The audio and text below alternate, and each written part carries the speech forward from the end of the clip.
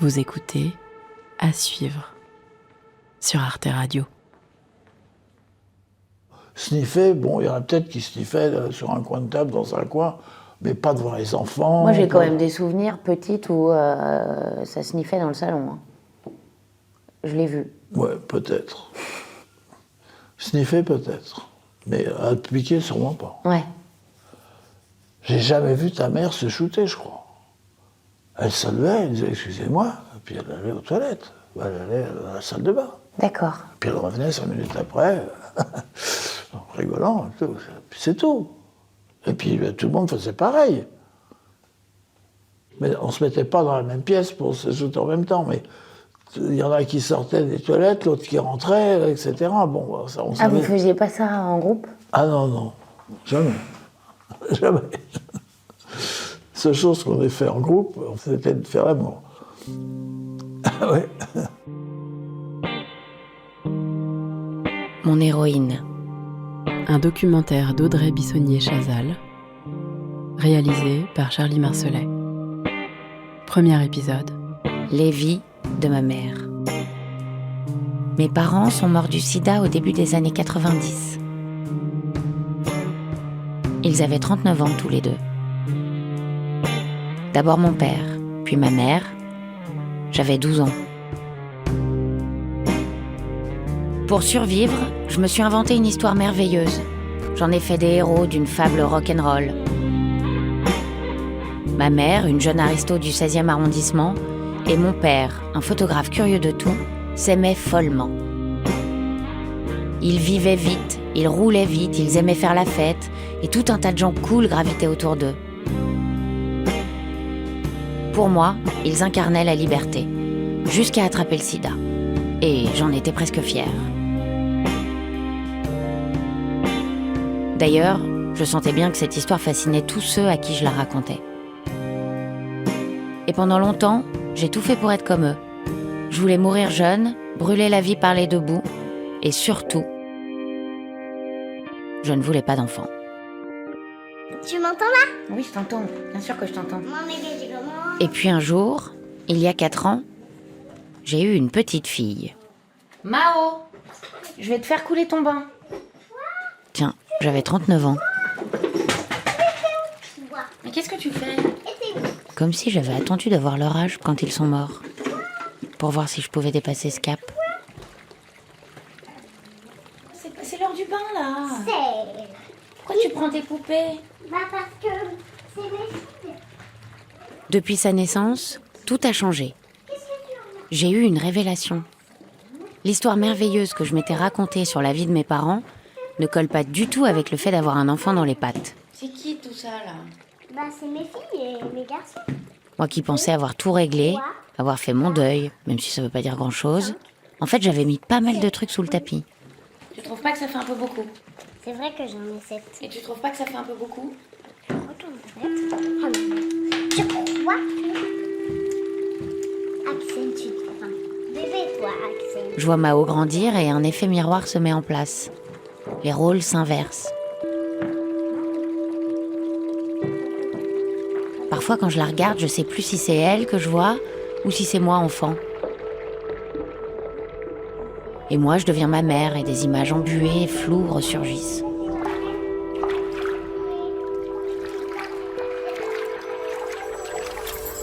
Soudain, j'ai un flash. J'ai 4 ans, je suis dans la salle de bain avec ma mère. J'ai fait tout un cinéma pour me laver les cheveux. Je sors du bain, elle prend une petite serviette blanche, je penche ma tête en avant, elle l'enroule délicatement. J'entends le son rassurant de tous ces bracelets qui se cognent entre eux.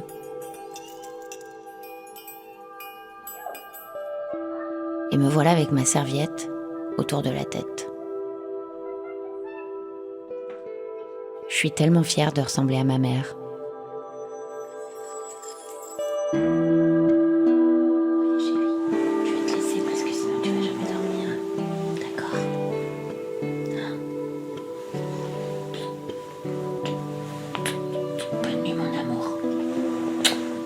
Tout ce que je fais pour ma fille, je me demande si ma mère l'a fait pour moi. Mes petites galères de mère sont devenues un questionnement permanent sur mon enfance, comme un traumatisme qui se réveille. Ça m'empêche de dormir, c'est tout le temps là. Quelle enfance j'ai eue? Qui était ma mère? Est-ce qu'elle se réveillait pour moi la nuit? Est-ce qu'elle s'inquiétait pour moi? Qui j'étais pour elle? Crevette. Je suis crevette. Et moi, qu'est-ce que je vais transmettre à ma fille? J'en sais rien, j'ai plus accès à mes souvenirs d'enfance. Comme si j'avais tout verrouillé. Parce qu'il y en a un qui a effacé tout le reste. Le jour où j'ai dû faire une piqûre d'héroïne à ma mère. Maintenant, ce que je veux, c'est arrêter d'être dans le flou. Alors je vais enquêter sur ma mère, Sylvane de Loubens de Verdal, pour trouver des réponses à toutes les questions qui me hantent et que ma fille va forcément me poser.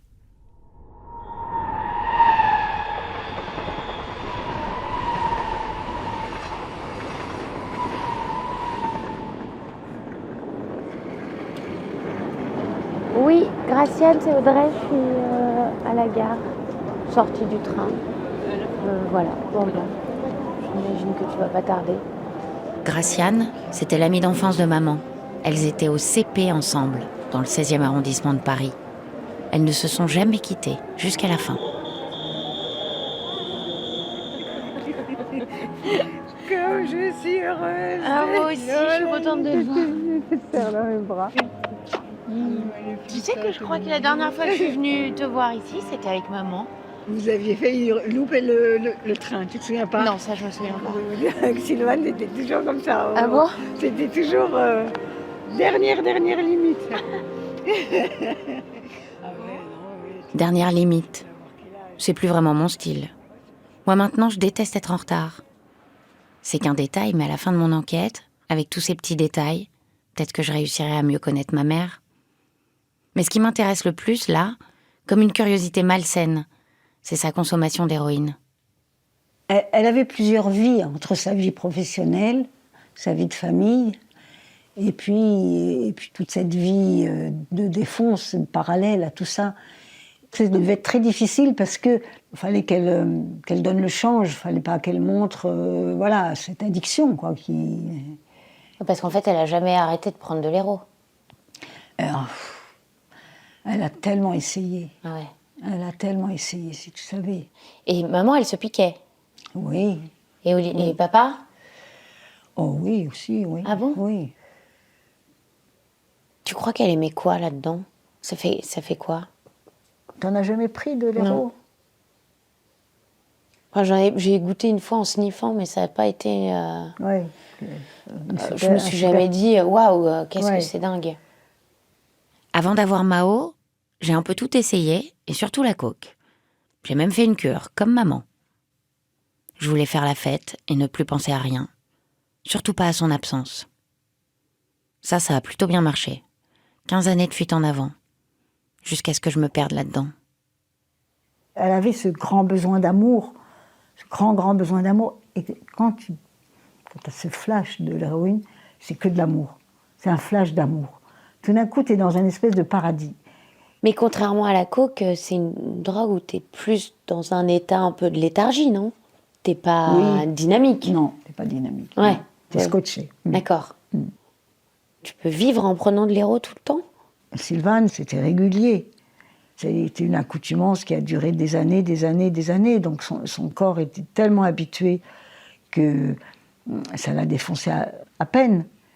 Sauf quand elle avait vraiment envie de ressentir l'effet, donc elle allait augmenter la dose. Mais par exemple, pour aller bosser, pour aller s'occuper de toi, dans son corps, elle avait la dose qui lui permettait de ne pas être en manque, c'est tout. Mais elle n'était pas défoncée. Quand tu es en manque, tu n'as plus de force, quoi. T'as plus de, vraiment, tu tiens plus debout, quoi. Tu as un grand froid, comme si tu te prenais, je sais pas, moi, 42 fièvre et que tu deviens malade, vraiment malade. Flash. 1992. J'ai 10 ans. On est toutes les deux à la maison. Mon père est mort depuis quelques mois. Elle est assise dans un fauteuil, emmitouflée dans plusieurs robes de chambre. Elle tremble comme une feuille. Grelotte. Je voudrais l'aider. Transpire. Qu'est-ce que je peux faire? Elle est pliée en deux. Est-ce que je dois appeler quelqu'un? Elle me dit de pas m'inquiéter. C'est juste une crise de palu.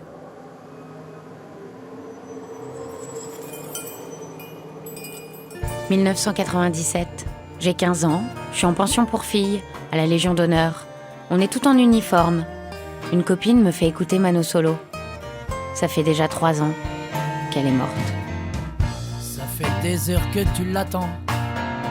T'as mal aux os, t'as mal au dos. Tu transpires, c'est pas parce qu'il fait chaud.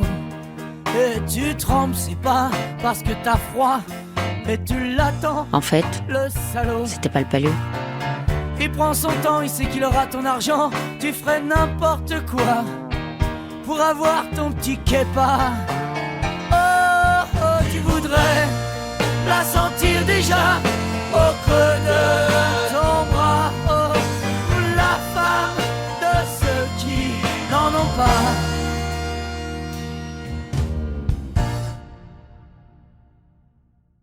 En tout cas, j'ai pas réussi à lui donner envie d'arrêter. Je sais qu'elle elle était accro quand tu es née ou quand elle était enceinte.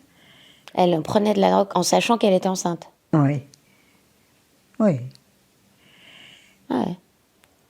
Et que quand tu es née, on t'a changé le sang. À cause de ça? Oui. Tu savais pas ça? Mais je savais qu'on m'avait changé le sang, mais je pensais que c'était parce que eux, ils avaient 2 groupes sanguins incompatibles. C'est ce qu'on t'a dit, peut-être? Ouais. Ouais. Non. Moi. Ah, elle s'est défoncée jusqu'à ma naissance? Oui. Ah bon? Ah ouais. Ben. Putain, quand je pense que moi j'ai arrêté de fumer quand je suis tombée enceinte. Ouais. Oui, mais bon, à l'époque, on fumait aussi quand on était enceinte. Hein. Ah ouais, mais se piquer quand même. Ouais. Putain, mais c'est hyper glauque. Ouais. Oui, c'était glauque. 2 autres personnes vont me le confirmer. Je suis née accro à l'héroïne. Ma mère m'a transmis le manque. C'est pour ça que moi aussi j'ai abusé de certaines substances. C'est héréditaire l'addiction. On dit que les 3 premières années sont déterminantes dans une vie. Alors quelle trace ça a laissé sur moi, si déjà à la naissance je luttais contre le vide. Un vide avec lequel j'ai toujours l'impression de cohabiter.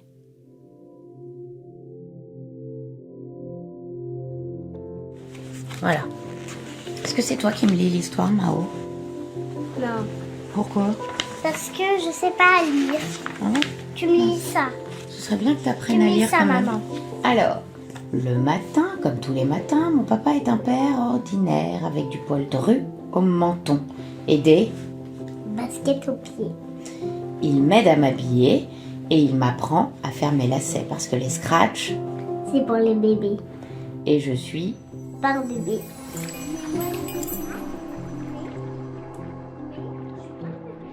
J'ai 10 ans. Depuis que mon père est mort, je dors avec elle. La maladie se voit pas encore. On est toutes les 2 sur le lit. Maman me regarde avec douceur. J'observe, je touche son corps si menu. Je me sens bien, j'ai besoin de rien d'autre. Je me demande à quoi elle pensait. Est-ce qu'elle avait peur de mourir? Ça fait comme des baffettes. Mais non, des claquettes. Ah oui, pardon.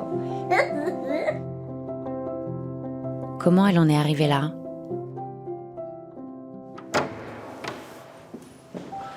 À quel moment ça a dérapé?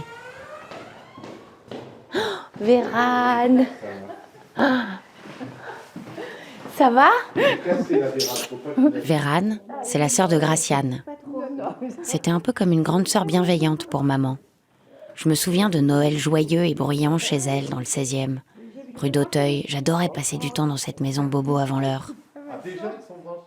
Lorsque maman était malade, à la fin, Vérane s'est beaucoup occupée d'elle. Moi, j'ai été proche d'elle quand elle était un peu seule. Et À la fin amis, oui, tu perds tes amis. Hein. J'ai un souvenir où elle me demandait pour s'occuper des papiers.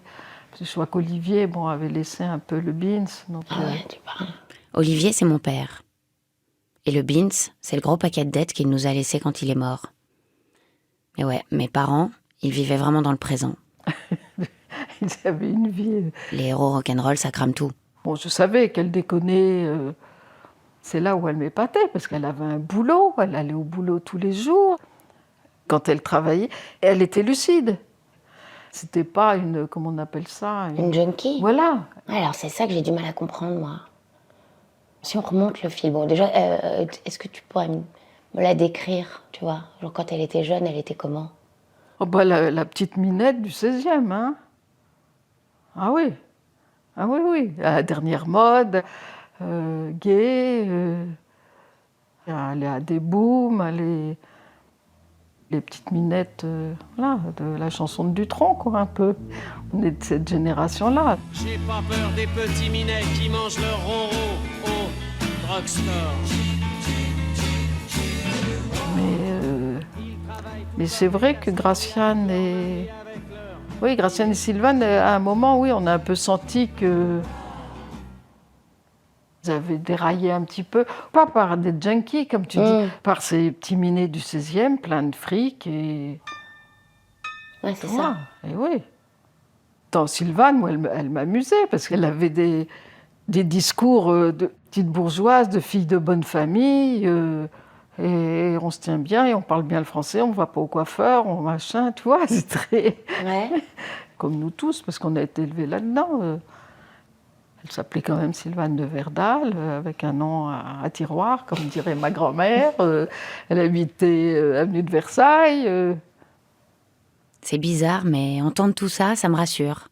Ça fait d'elle une mère normale, ce que je m'évertue à essayer d'être. Tu veux? Je la mettre dans tes cheveux, cette barrette? Celle-là, je l'ai bien mis, maman. Je l'ai bien mise. D'ailleurs, moi aussi, j'ai horreur des fautes de français, et j'adore qu'on se tienne bien à table. Je sais que c'est super futile. Mais ça nous fait un point commun et ça me fait du bien. Ça remplit un peu le vide qu'elle a laissé. Ça fait beaucoup de barrettes d'un côté. C'est pas grave?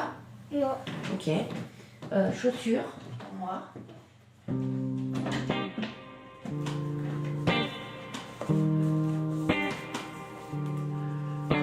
Ça fait beaucoup de se replonger comme ça dans le passé.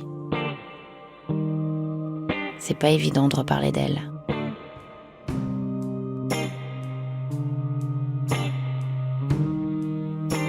Chaque rencontre dessine un peu plus sa silhouette. Je la vois sous un autre angle et ça la rend un peu plus vivante. Alors, tu veux faire quoi? Attends, t'as vu les photos? Bah ça, ton père était déjà mort. Gérard, c'était l'un de ses amis les plus proches, jusqu'à la fin. On allait tout le temps au week-end dans son grand domaine familial. C'est une photo qu'on a fait à Arcachon. Il faisait partie de cette bande de minets plein de fric. Dans son bureau, des photos de mes parents au mur, mais aussi de toutes ses conquêtes à poil au-dessus de son ordi. Parce que Anne-Marie, elle est là. Ouais. Et les fesses en haut, c'est les fesses d'Anne-Marie. Et à côté, c'est une fille qui est devenue écrivaine, qui s'appelait Henriette. Et elle, c'était une cochonne. Là, il y a Sandra. Sandra, c'était ma marraine. Elle aussi faisait partie de cette bande. Sandra, tu sais pas ce qu'elle est devenue? Elle est morte. Elle est morte? Sida aussi, bien sûr. Et là, c'est quoi? Ça n'a rien à voir, ça aussi? Alors ça, c'est les photos de toute la bande. Il y a Laurent, il y a ta mère. Ouais. Ils ont de ces looks. Ah bah, ils ont les looks des années. Ah ouais, avec le petit foulard dans les chemises, les cheveux longs, moustache. Moustache, Didier, c'était pour nous ressembler.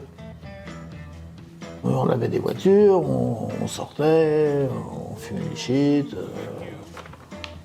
Alors là, j'ai l'impression qu'il y a ta mère, les seins à l'air. Ah ouais. Ouais, je pense que c'est ma mère. C'est tellement 70, les pâquerettes dans la bouche. Elle avait de beaux seins aussi. Bah oui. Et c'est la seule photo que j'ai d'elle avec les seins à l'air. Autant les autres, j'en ai d'autres. Tu veux dire qu'elle était pudique? Non. Non, non. Gérard me raconte qu'ils étaient tous en révolte contre leur milieu, qu'ils cherchaient la liberté partout, et surtout dans la drogue, le sexe et les nuits sans fin. Et j'ai des photos à te donner de ta mère. Ah bon? Que ta mère m'a donné en main propre, sous le sceau du secret. Mais non. Elle ne voulait pas que quelqu'un tombe dessus. Ah bon? Ouais. C'est pas vrai? Si, Vas-y, montre. je vais chercher.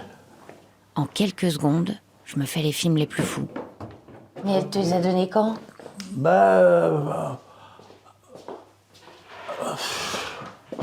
Je sais pas exactement. Tiens. Je crois qu'elle voulait pas que ton père ou... Parce qu'elle est quand même sortie avec une nana pendant un bout de temps. Ah oui, sur donc elle place. était vraiment bi, quoi. Ah oui, oui. Donc elle a eu plusieurs maîtresses. Ah oui. Ah oui, c'est des photos un peu... Je découvre des photos en noir et blanc d'une fille que je connais pas, qui ont dû être prises par ma mère. La fille est nue, à 4 pattes sur un lit. Elle se caresse, dans des positions suggestives. Ma mère était bi, ok. J'apprends aussi qu'elle a fricoté avec un couple. En plus, c'était un couple d'hommes. Ils vivaient ensemble, tous les deux. C'était un Pigalle, là. Et Sylvane était sortie avec l'un des deux. C'est un peu bizarre d'entrer dans son intimité comme ça. C'est vrai qu'on dormait tous dans la même pièce, parce qu'il n'y avait qu'une pièce où on pouvait dormir. Mais je me dis que c'était une vraie rebelle, qui piétinait les interdits de son milieu avec sa bande. Il dealait du shit, je me souviens. C'est que nous, on allait acheter notre shit chez lui.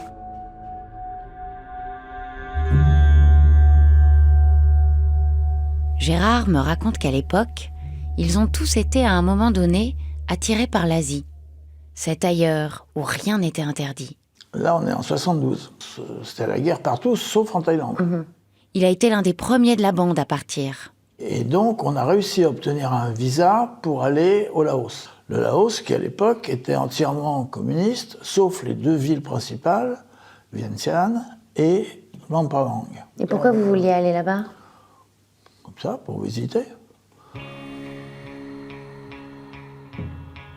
Oui. Pour se balader. Je sais pas, vu que c'est la guerre et que... Ouais, mais enfin, dans Vientiane, c'était une ambiance de fou. À Vientiane, tu avais une artère principale où il n'y avait que des bars. Et dans chacun des bars, tu avais 5 ou 6 pilotes américains qui racontaient leurs exploits, qui pilotaient des Pilatus, c'était des avions à hélice super puissants. Et avec ça, ils allaient acheter l'opium aux Hmong, un peuple qui vit à cheval sur la Chine, le Laos, la Thaïlande et la Birmanie. Ils donnaient aux Américains la position des troupes communistes. En contrepartie, les Américains leur achetaient leur opium. Et c'est là que t'as goûté pour la première fois, toi? C'est là où j'ai goûté de l'opium pour la première fois. De l'opium et de l'héros. Et la pipe, hop, elle date de la 75. Ah mais oui, t'as une pipe à opium dans ton salon? Ouais, Ah ouais. vrai, Tu t'en es servi? ouais. Elle est belle, dis donc, c'est du bois et de l'ivoire. C'est l'ivoire, c'est de peux la l'argent. prendre dans les Attention, mains parce Ah que oui. ça se défait. Attends, Et merde. si tu fais tomber Merde. le fourneau, Attends, non. j'ai ça fait une casse. connerie. Ça sent plus. Mais ça sentait l'opium. Alors vraiment, elle a Oui, non, là, ça beaucoup sent- servi, ça. Je connais pas l'odeur de l'opium. Ah, c'est tout à fait particulier.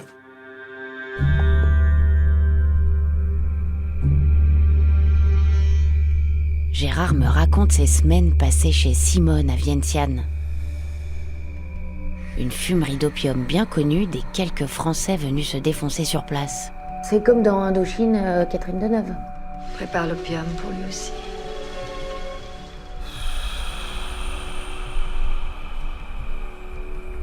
T'es allongé, puis il y a quelqu'un qui te Ah ben, fait... t'as une petite nana qui est à genoux, en général, et qui te prépare tes pipes. Parce que pour que ça te fasse de l'effet, avec du très bon opium, il faut 7 pipes. 7 pipes, t'es déjà bien raide.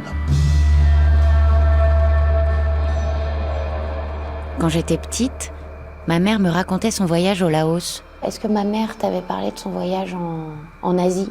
Ah oui. Elle devait avoir 25 ans. Moi, je l'imaginais en aventurière dans la jungle.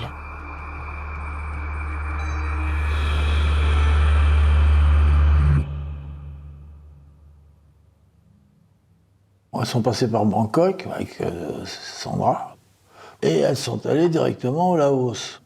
Je crois qu'elles sont allées voir Simone, la Vientiane. Elles ont gagné leur vie, je ne sais pas trop comment, sauf que Sandra était plutôt danseuse nue dans les bars à putes. Ah ouais? Ouais. Mais non. Mais si. Et ma mère aussi? Non. Non, pas ta mère. Ta mère, elle a fini par trouver un poste de prof de français. Et elles ont pris le poste d'une Française qui leur a laissé sa maison et un grand orang-outan qui faisait 1m50 de haut. D'accord. Et que ta mère a pris en pension comme si on lui donnait le chien de la maison, tu vois. Ah ouais? Elles sont restées un an et demi. Ah bon? Ah oui, elles sont restées longtemps. Et Sandra, elle dansait nue Alors, peut-être pas tout le temps, Ah ouais. mais il y a eu une période où... Tu te dis, qu'est-ce qui amène une petite bourge du 16e? Qu'est-ce qui amène? Le fric. Bah, elles avaient besoin d'acheter de la dope. C'est là qu'elle a commencé à se défoncer, maman? Ah non, elle devait se défoncer avant, je pense. Bon, c'est là qu'elle est vraiment tombée dedans, quoi. Ah oui, oui, oui. Bah oui, c'était facile, là.